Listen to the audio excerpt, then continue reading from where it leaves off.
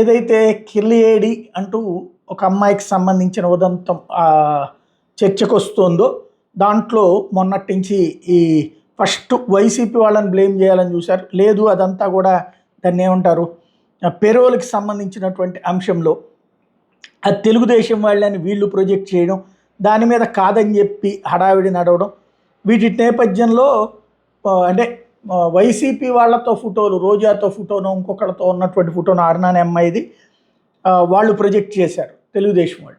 వీళ్ళు సోమిరెడ్డి చంద్రమోహన్ రెడ్డితో, వేమిరెడ్డితో ఉన్నటువంటి ఫోటోలు వీళ్ళు ఫోకస్ చేశారు. ఈనాడు జ్యోతి అటుకు రాసుకొచ్చినాయి, సాక్షి ఇటుకు రాసుకొచ్చింది. ఈ నేపథ్యంలో సోమిరెడ్డి స్పందించారు. మీడియాలో వైరల్ అవుతున్న ఒక ఫోటోకు సంబంధించి అంటూ, ఉమ్మడి నెల్లూరు జిల్లాకు చెందిన ఒక సంస్థ చైర్మన్ సిఫార్సుతో మహిళ నా దగ్గరకు వచ్చారు. నా కార్యాలయంకి వచ్చి రాగానే శాల్వా కప్పింది. తన భర్త జైల్లో ఉన్నాడని పెరోల్ ఇచ్చేందుకు ప్రభుత్వానికి సిఫార్సు లేఖ ఇవ్వాలని కోరారు.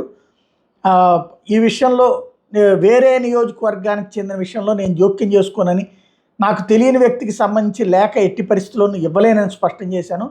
ఆమె వెళ్ళిపోయాక జైలు శాఖ అధికారికి ఫోన్ చేస్తే జైల్లో ఉన్న వ్యక్తి నేర చరిత్ర మొత్తం వివరించారు. ఆ తర్వాత మరో 3 సార్లు ఆమె నా కార్యాలయానికి వచ్చిన సిఫార్సు లేఖ ఇవ్వలేదు.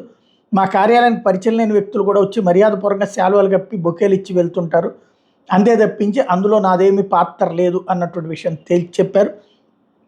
ఎట్ ద సేమ్ టైం ఏదైతే ప్రాబ్లం కావాలని చెప్పి, అంటే ఇంతవరకు సాక్షి నాది ఎప్పుడు ఫోటోలు వేయలేదు, ఇప్పుడు ఆ ఫోటోలు వేసినందుకు థ్యాంక్స్ అన్నటువంటి కోణాన్ని చెప్పుకొచ్చారు. ఓవరాల్గా చూసుకుంటే నా తప్పేమీ లేదు అన్నటువంటి పాయింట్ని చక్కగా బాధ్యతాయుతంగా ఎక్స్ప్లెయిన్ చేశారు. ఎందుకంటే ఇది బాధ్యతాయుతమైనటువంటి ఎక్స్ప్లెయిన్ అనాలా.